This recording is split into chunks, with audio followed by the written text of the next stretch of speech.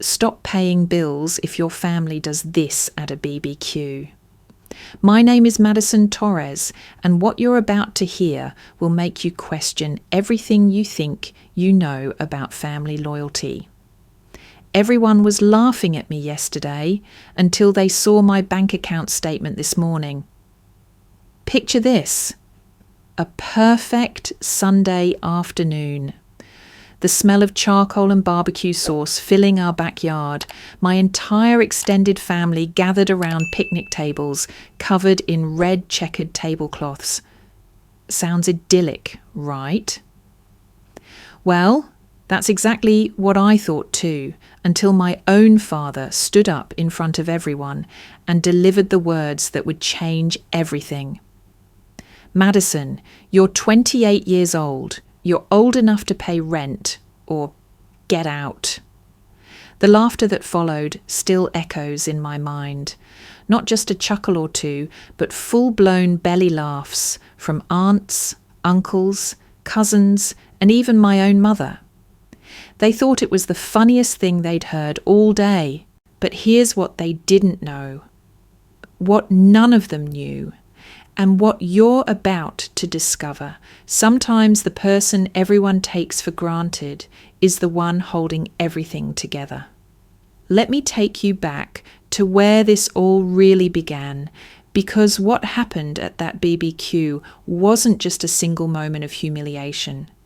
It was the culmination of years of being treated like I was invisible, years of sacrificing my own dreams to keep everyone else comfortable. And years of hoping that someday, somehow, my family would see me as more than just their personal ATM. I was 7 years old when I first understood that I was different in my family's eyes. Not special different, invisible different. My older brother Jake had just scored the winning goal in his soccer championship, and our house was buzzing with celebration. Balloons, cake, relatives calling to congratulate him, the works. That same week, I had won first place in the school science fair. My volcano project had beaten kids 2 grades older than me. But when I brought home my blue ribbon, my mom barely looked up from cooking Jake's favourite dinner. "That's nice, honey," she said, not even turning around. "Can you set the table? We're celebrating Jake's victory tonight." That became the pattern. Jake succeeded. The family celebrated. I succeeded, and it was Tuesday. Don't get me wrong, I love my brother. Jake's a good guy. He really is.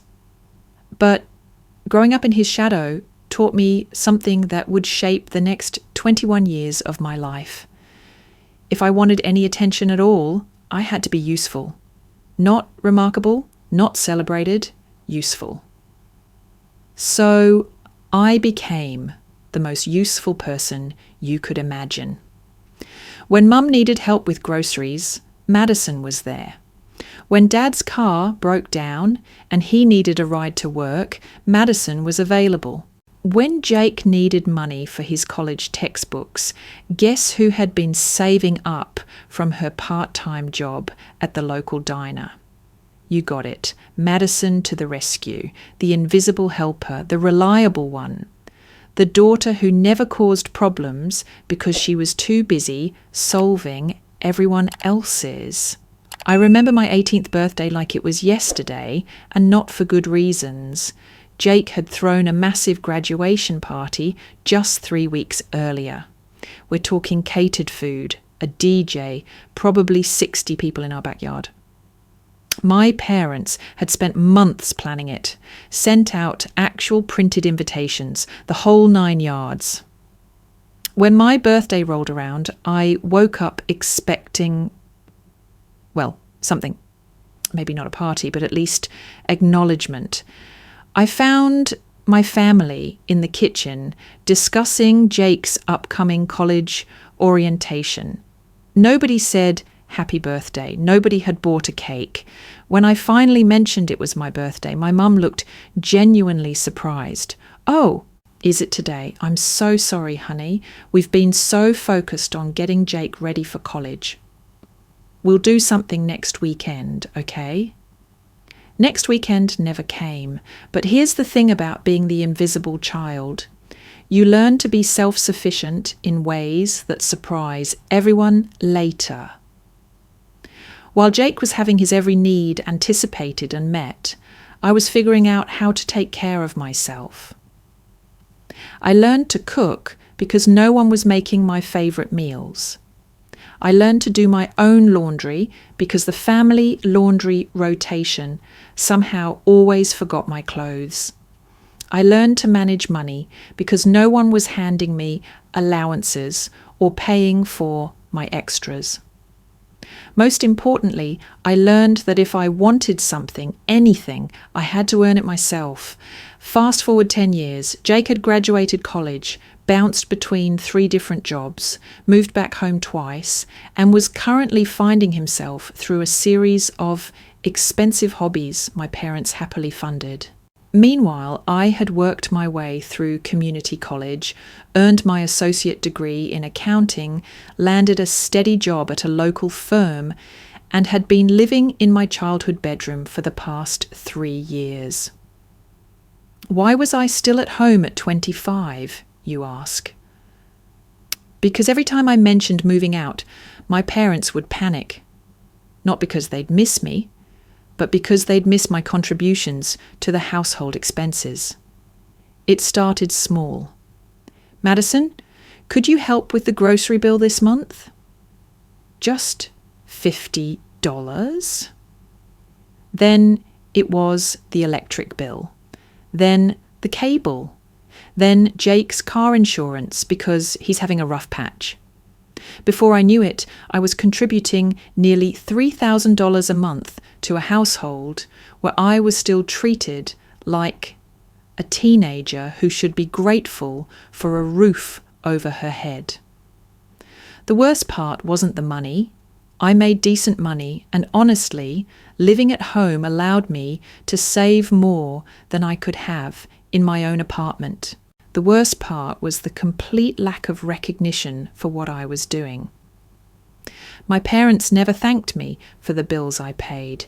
They never acknowledged that their lifestyle was subsidized by their daughter's generosity. Instead, they'd complain when I occasionally didn't have cash on hand for their requests. Madison's being stingy again, I once overheard my mother telling my aunt. This was after I had politely declined to pay for Jake's weekend trip to Las Vegas because I was saving for a car repair. That conversation taught me that in my family's eyes, my money wasn't really mine. It was a resource they could access whenever needed. 3 years of this. 3 years of being the family's financial safety net, while being treated like I was the one receiving charity. 3 years of watching Jake get praised for landing job interviews, while I was working 60-hour weeks to keep everyone comfortable. 3 years of hoping that someday they'd see what I was doing and appreciate it. That brings us to 6 months ago, when something inside me started to shift. It wasn't a dramatic moment, no big fight or obvious trigger. It was actually during another family dinner, watching my parents beam with pride as Jake announced he was thinking about, maybe possibly, applying for graduate school. Funded by them, of course. While my recent promotion at work went completely unmentioned, despite my having brought it up twice. I looked around that dinner table and realised something that hit me like a truck. I wasn't part of this family. I was an employee. A very generous, very reliable employee, but an employee nonetheless. They valued what I contributed, not who I was. That night I started doing something I'd never done before. I started tracking exactly how much money I was putting into this household. The results were shocking, even to me. Over the past 3 years, I had contributed over $100,000 to my family's expenses. $100,000 that had allowed my parents to maintain a lifestyle they couldn't actually afford.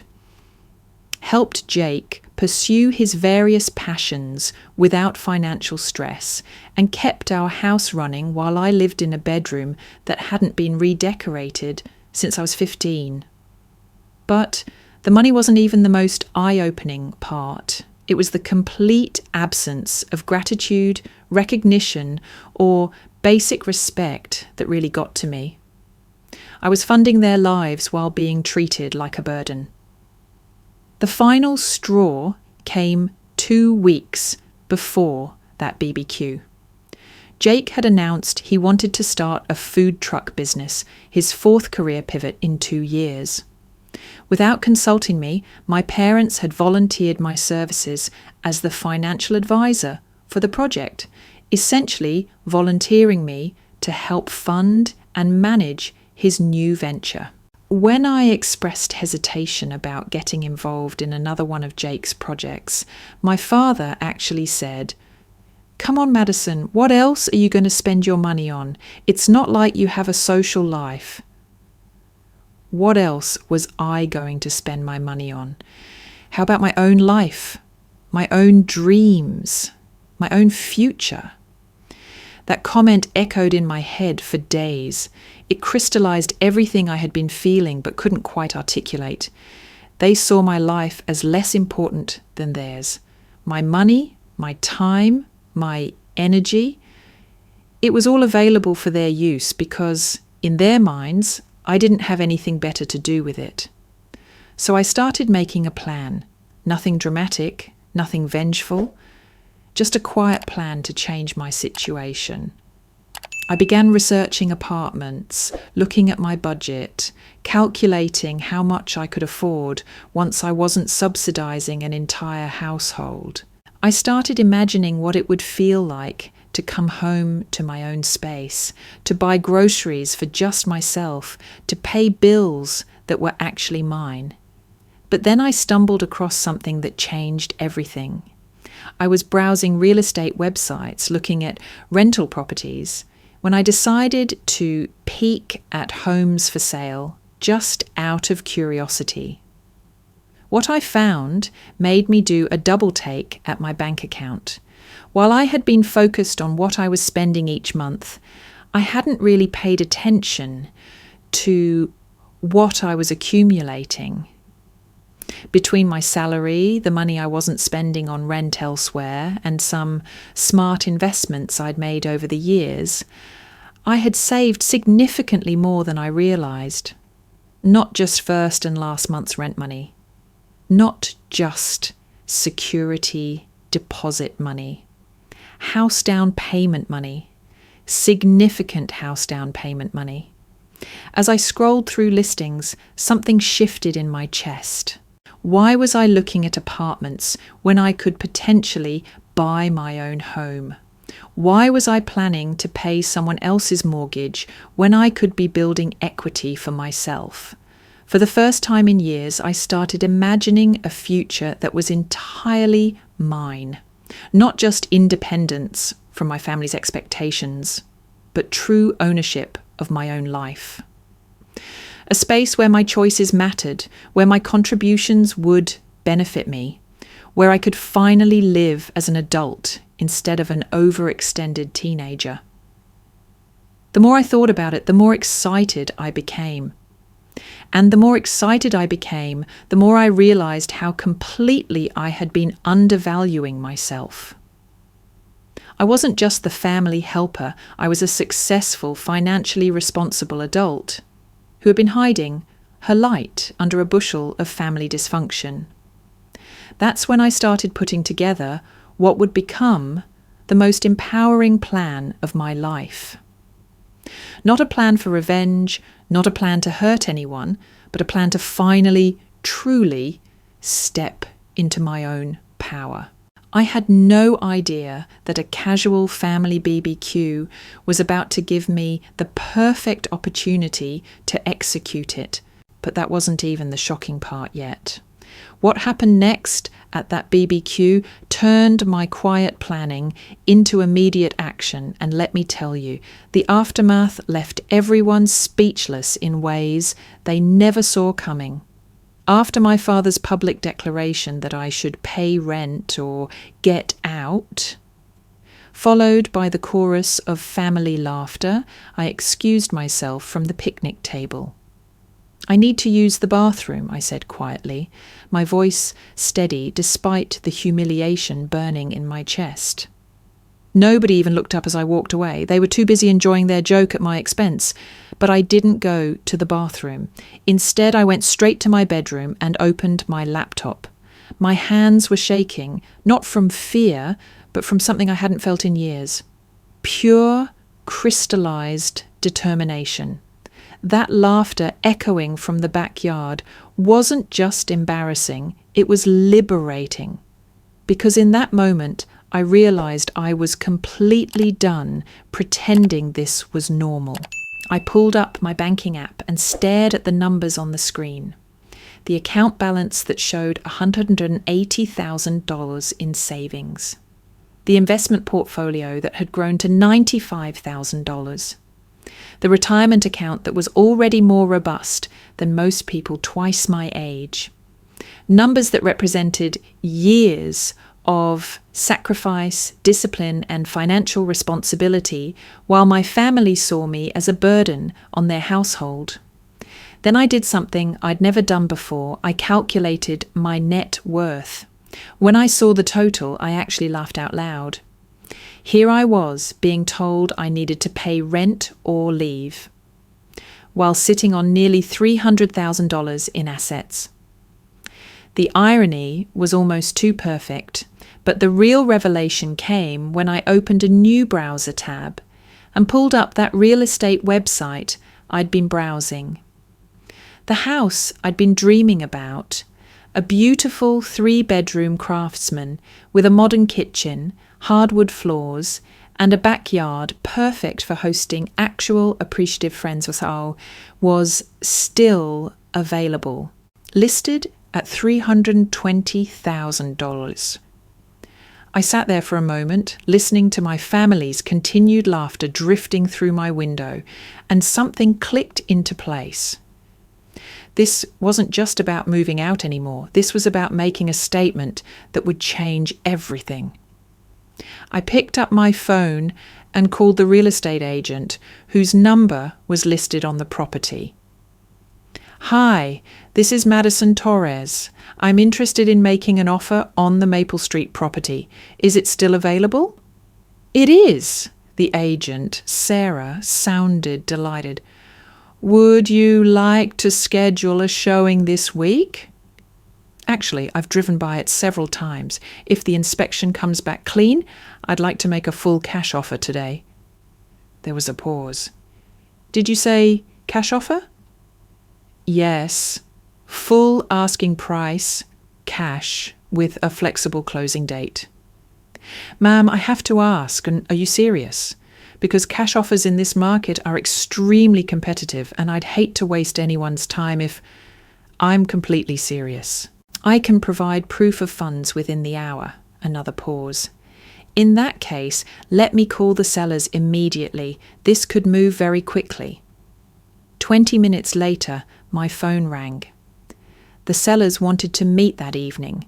They were so excited about a cash offer that they were willing to do the paperwork immediately and close within a week if I wanted.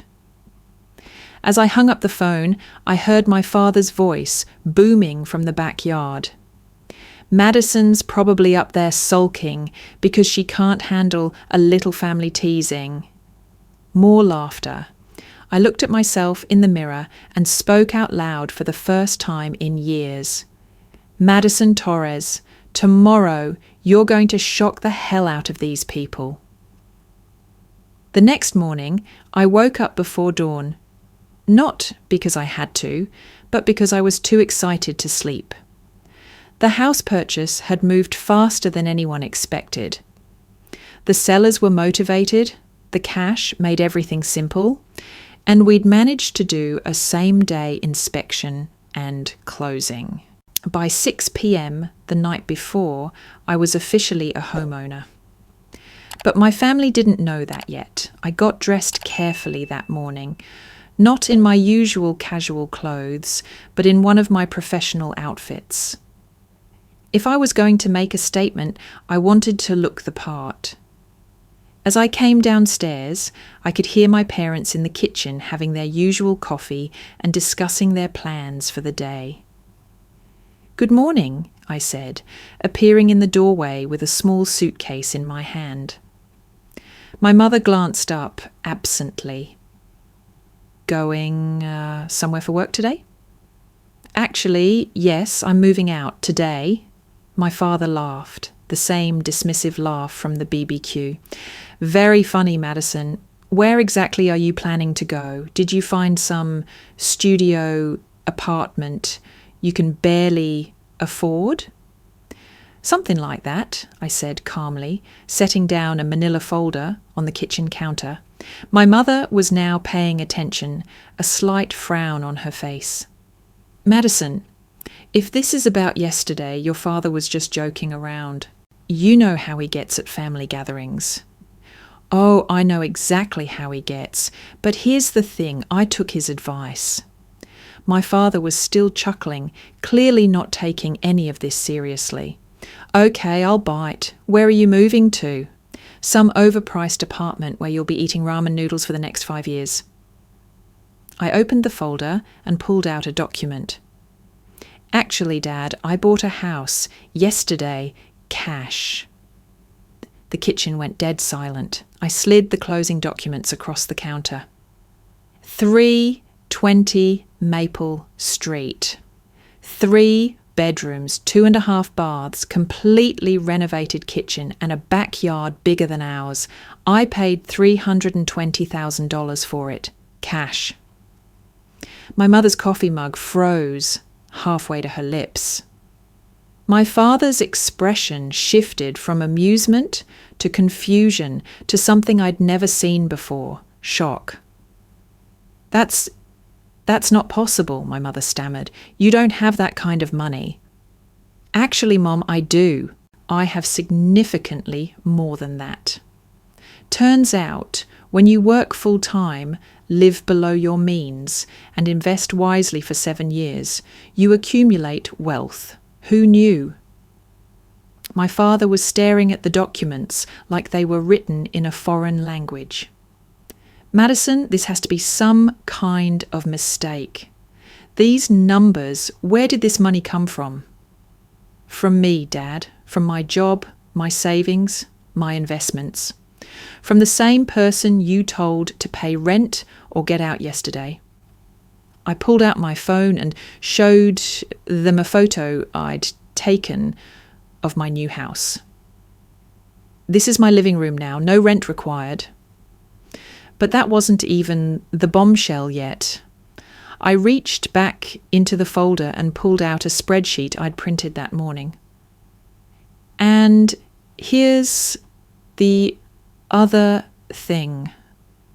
Effective immediately, I will no longer be contributing to this household's expenses." I placed the spreadsheet in front of them. It detailed every single payment I'd made over the past 3 years: utilities, groceries, car insurance, home repairs, Jake's various expenses, even their vacation fund contributions. The total at the bottom was $127,000. My mother's face went white, actually white. "Madison, what is this?" "This is a record of every dollar I've contributed to this family's expenses since I turned 25. $127,000 over 3 years. That's an average of $3,500 a month that I've been subsidizing your lifestyle." My father was now looking at the documents with the seriousness they deserved. We didn't realise it was that much. Of course you didn't realise it, because you never asked where the money was coming from. You just expected it to be there. Well, now it won't be. My mother found her voice, but it was shaky. Madison, honey, you can't just stop helping with expenses. We budget around your contributions. The mortgage payment, the utilities, Jake's insurance. Mum, let me stop you right there. You don't budget around my contributions.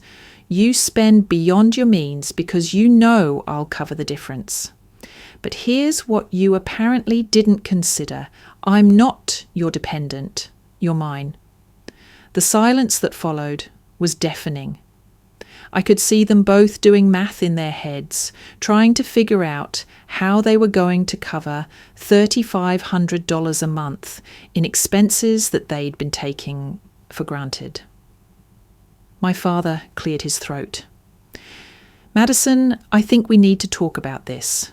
Yesterday was just family fun. You know that. We weren't serious about you paying rent. You're our daughter. Am I, Dad? Because yesterday it felt like I was the family ATM who occasionally got invited to dinner. Just then, Jake wandered into the kitchen, still in his pyjamas. What's all the serious talk about? Someone die? Madison's moving out, my mother said faintly. Jake laughed. Yeah, right. Where's she going to go? She barely makes enough to afford a decent apartment. I turned to my brother, this person I'd subsidized for years without acknowledgement, and smiled. Jake, I just bought a $320,000 house. With cash. And I'm about to stop paying for your car insurance, your health insurance, your credit card minimum payments, and that gym membership you use twice a month. Jake's expression went through the same transformation my parents had. Wait, what? You've been paying my insurance? For 2 years, little brother, along with pretty much everything else around here. He looked at our parents. Is she serious? My father nodded grimly. She's got the documents to prove it. Holy shit, Jake whispered. Madison, I had no idea. Of course you didn't. None of you did. Because I was the invisible helper, remember? Useful but not remarkable. My mother was now crying.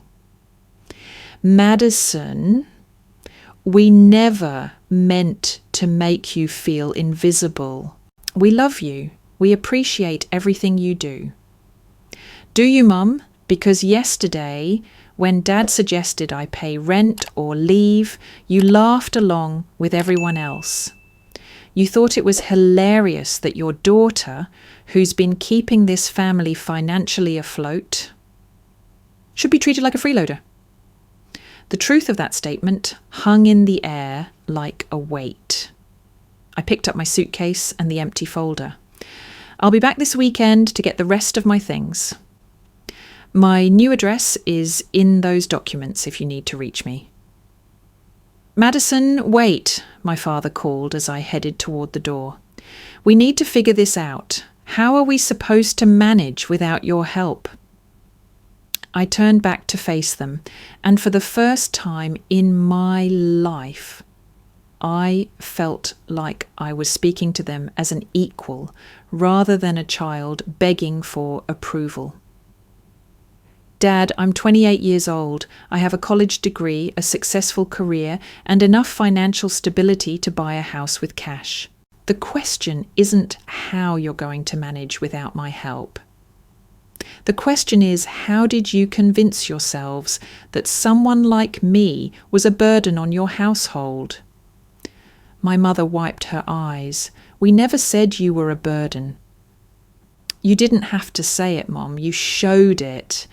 Every time you took my contributions for granted, Every time you made financial plans that assumed my money without asking me, every time you treated my success like it was less important than Jake's potential.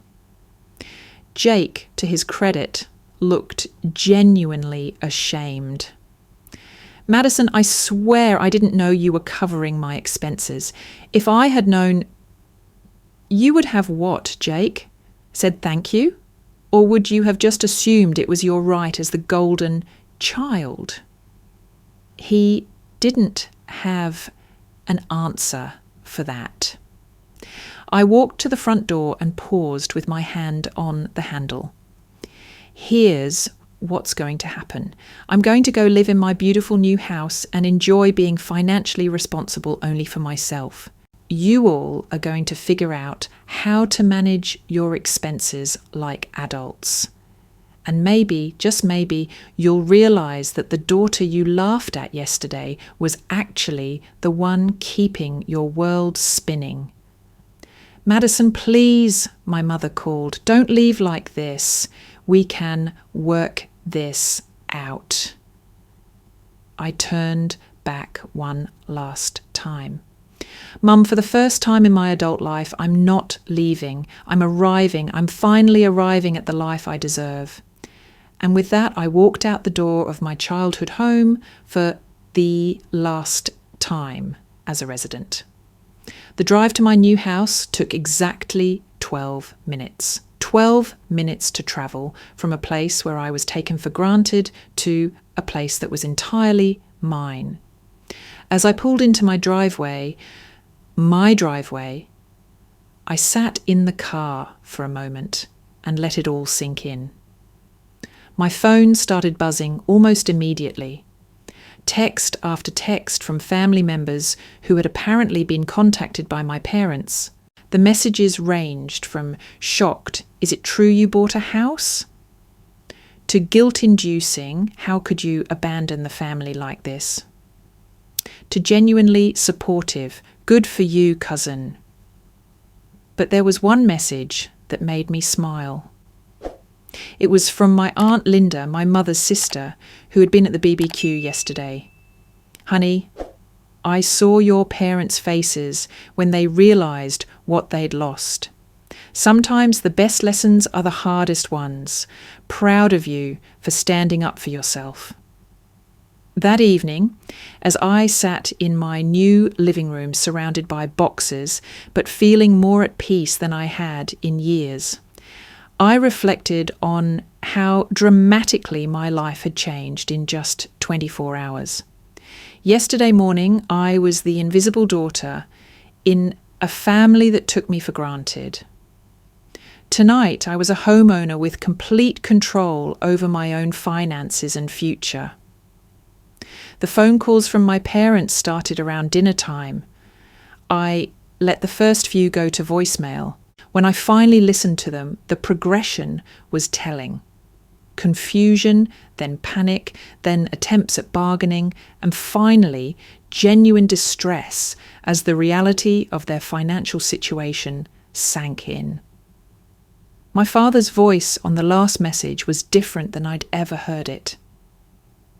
"Madison, honey, I know we messed up. We need to talk about this. Please call us back." But I wasn't ready to talk yet. For the first time in my adult life, I was exactly where I wanted to be, with no one else's needs taking priority over my own. The silence in my house wasn't empty, it was peaceful. The space around me wasn't borrowed or shared, it was mine. As I unpacked my belongings in rooms that I had chosen, in a house that I had bought, I realised something profound. I hadn't just moved out of my family's home, I had moved into my own life. And tomorrow I would wake up and make my own coffee, pay my own bills, and make my own decisions without considering how they would affect anyone else's comfort or expectations. For someone who had spent 28 years being useful to others, the freedom to finally be accountable only to myself was worth every shocked expression, every difficult conversation, and every relationship that might need to be rebuilt from scratch. The girl who got laughed at the BBQ was gone. The woman who shocked everyone speechless was just getting started.